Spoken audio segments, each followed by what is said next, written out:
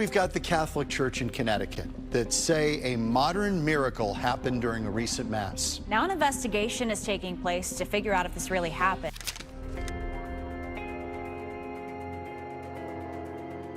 Every year in Jerusalem, a miraculous event defies scientific explanation. The spontaneous holy fire emanating from Christ's tomb. Eyewitnesses claim ghostly blue flames burst forth, dancing on ancient stones. To skeptics, it's nonsense, but believers see undeniable proof of divine power. This event takes 12 months to happen, but when it does, it inspires worship from those who witnessed it. Is it a modern miracle or an elaborate deception centuries old? Does physical evidence finally confirm Scripture's greatest miracle? Join us as we unwrap this footage of a divine sign in Jerusalem that proves that Jesus is finally here. The annual miracle of the Holy Fire in Jerusalem. Every year on Holy Saturday, the day before Easter Sunday, something miraculous happens inside the ancient walls of the Church of the Holy Sepulcher in Jerusalem. It's an event that has been playing out in the same way, at the exact same time, for centuries upon centuries. A holy miracle that true believers say defies scientific explanation. The church is absolutely packed on this day, filled beyond capacity with Christian pilgrims from every corner of the globe. They've traveled great distances, enduring arduous journeys, just for the chance to witness this phenomenal occurrence with their own eyes. A sense of breathless anticipation hangs thick in the air as the hours tick by. The calling of vendors rings out throughout Jerusalem's old city as they hawk candles, souvenir crosses, and other religious trinkets. The buzz of the crowd grows more vigorous as the clock slowly turns toward that fated hour. Some begin jostling for better positions near the church entrance. Others find precious spots to stand inside the cramped interior, eyes straining towards the holiest sanctum at the core of the building. That sanctum is known as the Eyewitnesses, an ancient chapel enshrining what the faithful believe is the actual tomb where Christ's body was laid after his crucifixion before rising again 3 days later. It is here that the miracle unfolds each year like clockwork, under the watchful eyes of clergy from various Christian denominations who control access to the Holy Sepulcher. In the few minutes leading up to 1 o'clock, a hush descends upon the thronging masses, both inside and outside. All goes eerily silent as the high drama begins to unfold. Suddenly, a brilliant light is said to burst forth from the stone slab covering Christ's tomb. According to eyewitnesses, this heavenly luminescence manifests spontaneously, shining with unearthly radiance. The light has been described as pale blue or white, flickering and moving like ghostly flames in the darkness of the tomb's chamber. Some claim the light hovers in place, while others swear it moves and dances about the ancient stones. The atmosphere grows charged with holiness and amazement as the clergy rushes in, gathering this miraculous fire into clusters of thin beeswax candles held overhead. Within moments, the light vanishes as suddenly as it appeared, but the fire remains, burning pure and steady in the hands of the clergy. These holy flames are then passed joyfully hand to hand, from one taper to another, quickly spreading throughout the church as waves of jubilant pilgrims share the light in this holiest of rituals. Those fortunate enough to have their personal candles or lamps ignite from this sacred blaze consider themselves deeply blessed. Many heap praise upon God, sinking to their knees or lifting their faces towards the heavens in elated prayer and thanksgiving. An atmosphere of almost hysterical rapture permeates the Church of the Holy Sepulcher at the climax of this mystical yearly event. For non-believers, the event seems bizarre and nonsensical at best. How can a simple flame, even appearing under unusual circumstances, be considered a true miracle? And yet, for those of unwavering faith, this spontaneous holy fire represents a tangible sign of Christ's enduring resurrection and proof of the divine power that makes such an event possible. Whether you view it as a metaphor, a miracle, or an elaborate deception, there is no denying the holy fire has burned brightly in the hearts of believers for centuries. As the ritual closes each year, the flame quickly spread throughout the Holy Land's Christian community, with some even taking portions abroad in lamps and lanterns, a symbol of the light that emerged from the tomb, shining truth into the world on that first Easter morning so many years ago. Journey back to the dusty streets of ancient Jerusalem, where a majestic church marking Christianity's holiest ground arises. Keep watching to discover this incredible 2,000-year-old story, the significance and history of the Church of the Holy Sepulcher. Imagine being transported back in time to the dusty streets of ancient Jerusalem around 325 AD. You're jerked by crowds making their way through the narrow alleyways of the old city. But one structure immediately catches your eye: a massive church rising, its walls seeming to glow with a radiance that stops you in your tracks. This is the newly constructed Church of the Holy Sepulcher. For Christians, this church is the most sacred place on earth. It marks the spot where Jesus Christ, the Son of God according to Christian belief, was crucified, died, and was buried, only to rise from the dead 3 days later. This act of sacrificial love and miraculous resurrection lies at the heart of the Christian faith. So you can understand why pilgrims flocked here from all over, their eyes shining with devotion and astonishment. The story of how this church came to be is an incredible tale stretching back almost 2,000 years. After Jesus' crucifixion around 30 AD, his small group of followers visited his tomb and hacked out of the rock. But a few decades later, the Roman Emperor Hadrian built over the site, erecting pagan shrines to Venus and Jupiter. He couldn't have known he was preserving evidence of the events at the heart of Christianity's future growth. Fast forward about 200 years to 325 AD. The Roman emperor at the time, Constantine the Great, had a life-changing experience that led him to convert to Christianity and make it legal across his empire. His mother Helena took a pilgrimage to the Holy Land searching for relics of Christ. Incredibly, she uncovered what was thought to be the true cross of the crucifixion and the rotunda that encased Christ's tomb, still intact under Hadrian's pagan structures which were torn down. Overjoyed, Constantine ordered a magnificent church to be built over the site, both to mark the place where the events of Christ's death and resurrection occurred, and to protect it. And so, the Church of the Holy Sepulcher arose, its towering domes and elaborate decoration causing it to be hailed as one of the wonders of the age. For centuries, it would draw floods of pilgrims from all over Christendom, all yearning to walk in Christ's footsteps in the very place where the story of humanity's salvation unfolded. The church stands to this day, although its long history has been turbulent. Over the centuries, it has been damaged by fires, earthquakes, and war. In 1009, the maddened Caliph al-Hakim brutally ordered it destroyed out of hatred for Christian sites.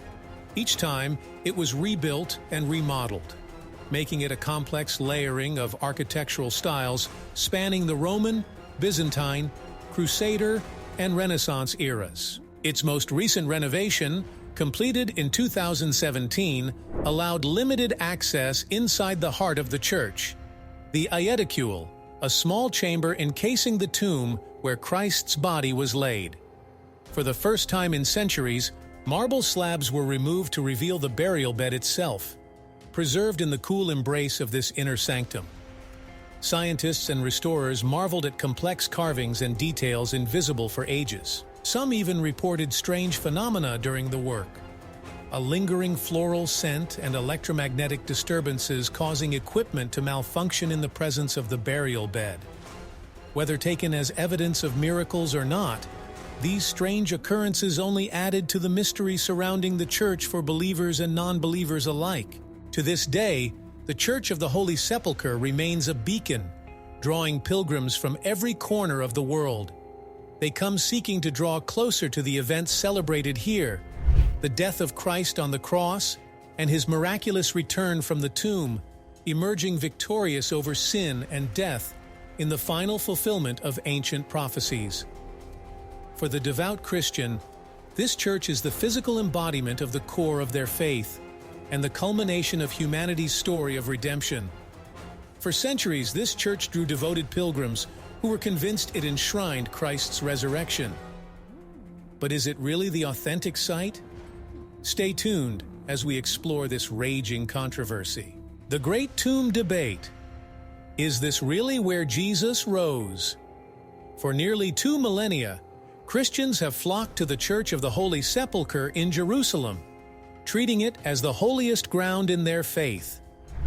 This unassuming church in the heart of the Old City is believed to enshrine the very locations where Jesus Christ was crucified at Calvary and buried in a tomb, only to miraculously return to life 3 days later in the greatest event of the resurrection. But is this really the authentic site of the defining moments in Christianity's origins? Or is the Church of the Holy Sepulcher itself an ancient case of a critically mistaken ID? Scholars, archaeologists, and even some Christian denominations have posed alternative theories that put the integrity of this hallowed shrine in doubt. The idea that the Holy Sepulcher tomb isn't actually the burial place of Jesus can sound like blasphemy to some. After all, the origins of the church date back to around 325 AD, when Constantine the Great had it constructed on the site identified by his mother Helena. The New Testament itself states that Jesus was crucified and entombed just outside the city walls of ancient Jerusalem. However, the exact locations were lost to history after the Romans destroyed Jerusalem in 70 AD during the Jewish revolt. When Helena arrived over 250 years later, the landscape had drastically changed. Some scholars argue she may have gotten the wrong spot, possibly misled by local disinformation or traditions muddled over time. So if not the Holy Sepulcher, then where was Jesus' tomb? A few other locations in Jerusalem have been proposed as better fitting the biblical accounts and archaeological evidence. One is the so-called Garden Tomb uncovered in the 19th century, situated in what was likely an ancient Jewish cemetery outside the city walls, as the Gospels describe. Another is the intriguing Talpiot Tomb, a grave site from around Jesus' era that was discovered in 1980. Among the ossuaries or bone boxes found within was one bearing the inscription, "Jesus, son of Joseph," leading some to controversially propose that it may have been Christ's own final resting place before resurrection. Groups like Protestants and Mormons find the Garden Tomb more historically and archaeologically plausible to be the authentic site of Jesus' burial and resurrection. They dismiss the Holy Sepulcher as being too deeply embedded within what would have been the city center of ancient Jerusalem, contrary to biblical accounts. For archaeologists, the Holy Sepulcher site does hold some credibility despite the doubts. Excavations around the church have revealed portions of an ancient Jewish tomb dating back before the time of Christ. The Romans were also known to build pagan temples atop holy sites of conquered peoples. So the presence of a temple dedicated to the Roman gods Venus and Jupiter could support traditions of the tomb's location. Then there are accounts of strange phenomena from recent scientific studies and restorations inside the Eyewitnesses chamber housing the tomb. Happening upon previously sealed rooms, teams have reported a persistent floral aroma along with electromagnetic disturbances causing equipment to malfunction in the presence of the ancient stone burial bed. Miracles? Geological phenomena? Or an example of human perception seeking patterns to confirm beliefs? In the end, the truth may never be conclusively confirmed either way. The Church of the Holy Sepulcher has drawn masses of faithful Christian pilgrims for centuries who have experienced profound devotion and miracles within its cramped interior. To them, the power of this place has been undeniable, regardless of scholarly debates over its authentic locations. As with many religious histories, belief can be an incredibly powerful force. Those who support the Holy Sepulcher's authenticity point to an infinite wisdom that allowed the true site to be preserved under pagan buildings until its accidental rediscovery. To devotees, that seeming coincidence alone upholds the divine providence of this being the real place where the pivotal events of their faith's origins unfolded nearly 2,000 years ago. A centuries-old wooden ladder, frozen in time by ridiculous territorial feuds. You won't believe the bizarre legend behind this iconic relic. Keep watching to find out. The crazy story of the immovable ladder. Of all the weird things going on with the fights over the Church of the Holy Sepulcher, nothing sums it up better than the story of the immovable ladder. Yeah, a ladder that literally cannot be moved from where it's been sitting for nearly 300 years. This dusty old wooden ladder is propped up against one of the church's exterior walls under a window ledge. It looks totally unremarkable and ordinary. But because of all the ridiculous territorial tensions between the Christian denominations here, that ladder has taken on a huge symbolic importance. The legend goes that back in the early 1700s, some guy propped up the ladder to do some renovations on the church's walls and windows. After he was done, neither he nor any of the clergy representing the different denominations wanted to take responsibility for moving it. Why such a big deal over a stupid ladder? Well, with all the crazy status quo rules about who controls what section of the church, taking it down could be seen as changing things up territorially. Encroaching on another's space isn't something the Jews or Muslims take lightly. So rather than risk accusation of violating the status quo boundaries, everyone just turned a blind eye and left the ladder to avoid any conflicts. Year after year passed, and the ladder remained. Before anyone knew it, an unspoken rule took hold, treating this ladder as a sort of territorial boundary marker that could not be moved, no matter how inconvenient or ridiculous it looked. Today, the immovable ladder is literally encrusted with hundreds of years' worth of pigeon droppings and dust from just being ignored for centuries. No clergy dare lay a hand on it for fear the other denominations will accuse them of making a territorial grab. It's an utterly bizarre stalemate. In 2005, a puddle formed under the ladder after winter rains, and tensions flared tremendously.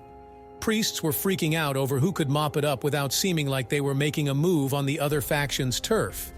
The ridiculous ladder conflict was suddenly an actual emergency. For many, this ladder has become an iconic symbol of just how petty and silly the ongoing division and violence has become between Christianity's major branches in their battle for control of the Holy Sepulcher's sacred grounds. An untouched 18th century ladder should not be some big holy relic demanding protection at all costs. But for those stuck in this cyclical status quo madness over the centuries, that's exactly the utterly absurd reality the immovable ladder represents. This is human pettiness and ego getting in the way of holiness.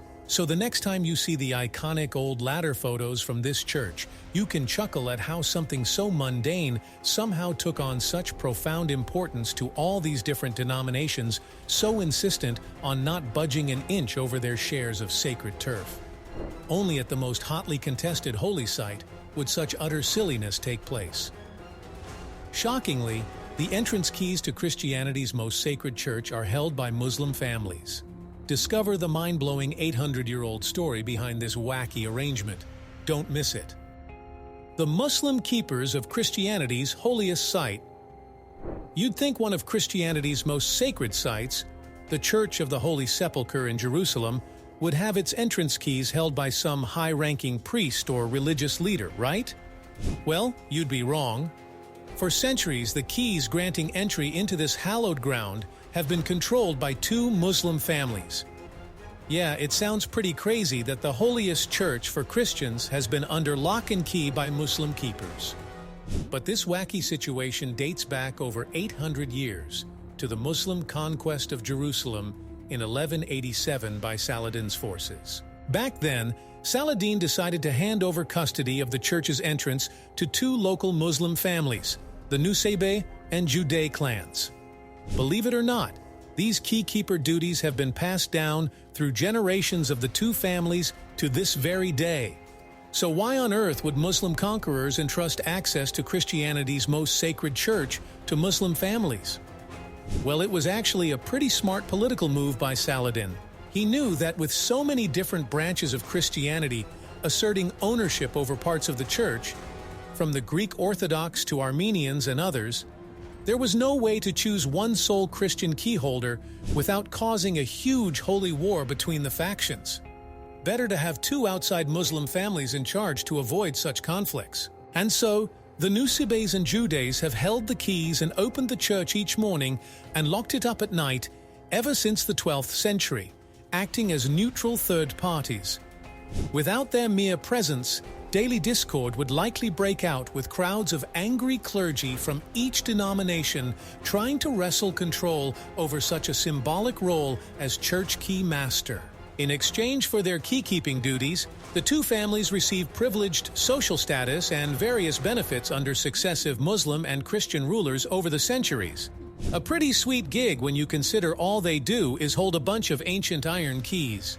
To this day, a member of the Nusibe family spends the night inside the courtyard of the Holy Sepulcher Church in a tiny room by the entrance to be on hand for the crack of dawn key handover ceremony. First Light sees all the clergy from various denominations gathering excitedly as the massive wooden doors are unlocked and swung open by the Muslim keykeepers to raucous chanting and celebration. The reverse evening ritual plays out similarly when the doors are locked up again at night. It's such an enduring tradition that no Christian clergy in Jerusalem can even fathom changing up the keykeeper arrangement. Like it or not, these obscure Muslim families have been gatekeepers to one of their faith's most cherished sites longer than any of their own clergy dynasties. So while it may seem ironic and bizarre on its face, the Muslim control of the Holy Sepulcher church keys has also allowed a unique order and neutrality to reign over what could otherwise be an utterly chaotic situation between Christianity's bickering sects. At least someone has to be the responsible keymaster. Take a wild walk through the Church of the Holy Sepulchre's cramped quarters, where seemingly every inch is packed with holy chaos. Let's explore this fantastic place. A simple tour of Christianity's most bizarre church. If you just take one look at the Church of the Holy Sepulcher in Jerusalem, it seems like a pretty unassuming and frankly beat-up old building from the outside. But looks can be deceiving. This ancient church is absolutely jam-packed with holy sites that make it the craziest, most contested grounds in all of Christianity. A quick walk-through tour reveals just how complex and layered this place really is beneath its modest stone exterior. Let's start at the entrance, where those famous Muslim keykeepers open the doors each morning for the faithful. As soon as you go inside, one of the first stops is the Stone of Anointing, which is supposedly the spot where Jesus' body was prepared for burial after being taken down from the cross. Pilgrims flock here to kneel and pray before this hallowed slab. From there, you climb up a few steps to reach the heart of the church, the breathtaking edicule. This stunning chapel is built directly over what is believed to be Jesus' actual tomb, hacked from rock nearly 2,000 years ago. For many Christians, just catching sight of the edicule's ornate exterior is an incredible moment. Those with a coveted reservation from their church denomination can go inside the tiny tomb chamber within the edicule itself. This sacred little room, called the Holy Sepulcher, contains what is thought to be the remaining fragments of the stone bed where Christ's body was laid out.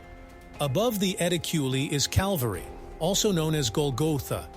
It is marked by a chunk of bare bedrock enshrined in two adjacent chapels controlled by different branches of Christianity.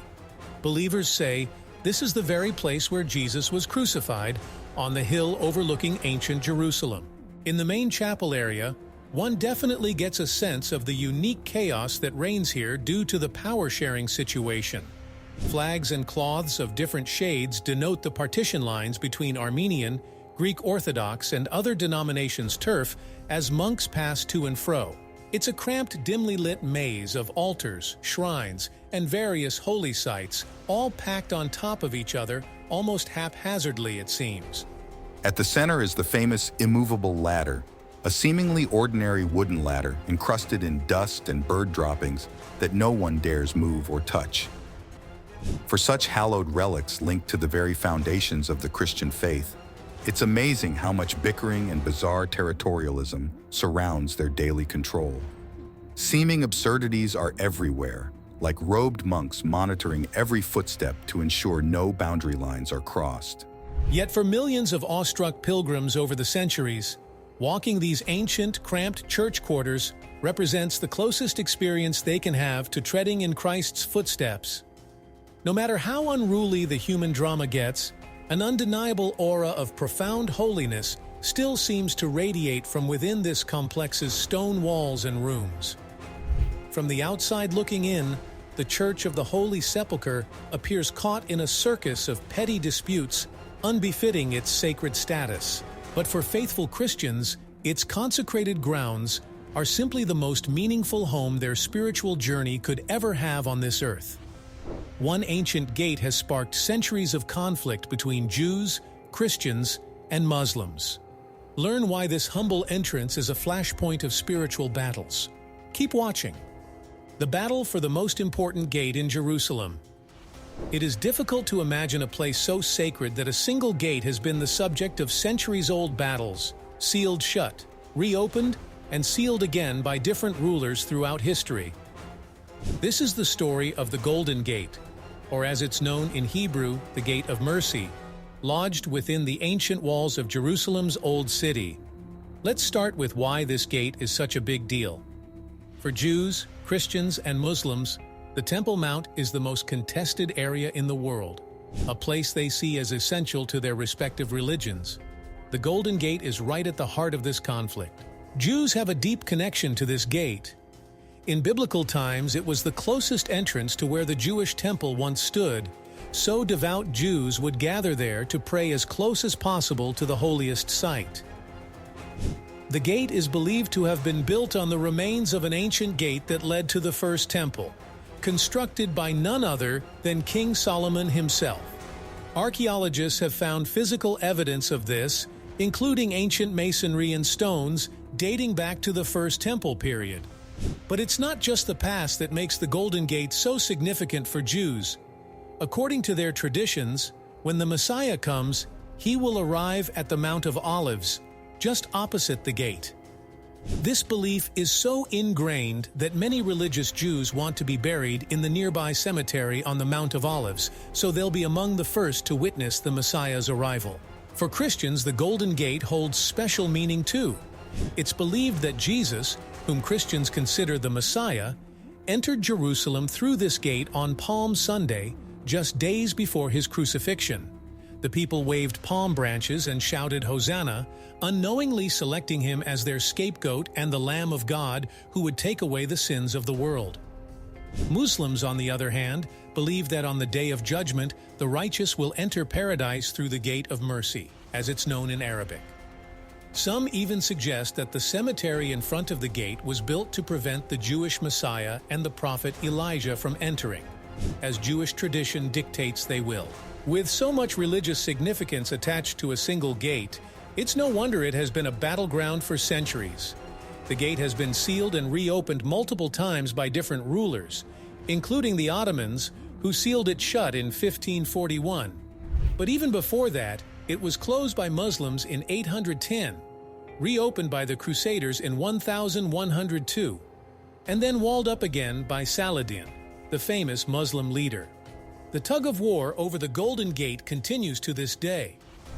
In 2003, an Israeli court ordered it sealed again to protect it from illegal excavations and prevent its use by Hamas-affiliated groups.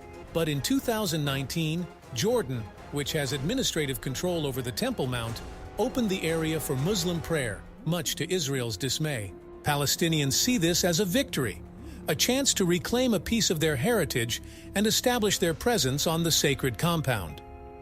The Muslim community has expressed a desire to turn the gate into a prayer hall or an Islamic institute of learning. Israel, however, rejects any such proposals, fearing it could escalate tensions and spark further conflicts. So, what's the big deal about this gate? Well, beyond the religious significance, there's a belief that the battle for the Golden Gate is not just a physical one but a spiritual battle too. For Jews and Christians, it's tied to prophecies about the Messiah's return and the end times. For Muslims, it's about securing a foothold in one of the holiest sites in Islam. As you can see, the Golden Gate is more than just an ancient structure. It's a symbol of the ongoing struggle for control and dominance over one of the most sacred places on Earth. It's a battle that has raged for centuries and shows no signs of abating anytime soon. Whether you're religious or not, the story of the Golden Gate is a fascinating glimpse into the complex web of beliefs, traditions, and power struggles that have birthed Jerusalem's turbulent history.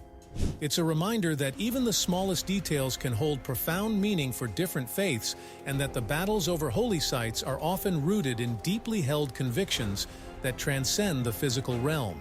What do you think of the miraculous blue flames that show up in Jerusalem? Could it be the appearance of Jesus? Leave your opinion in the comments. Don't forget to like, share, and subscribe to the channel for more interesting videos.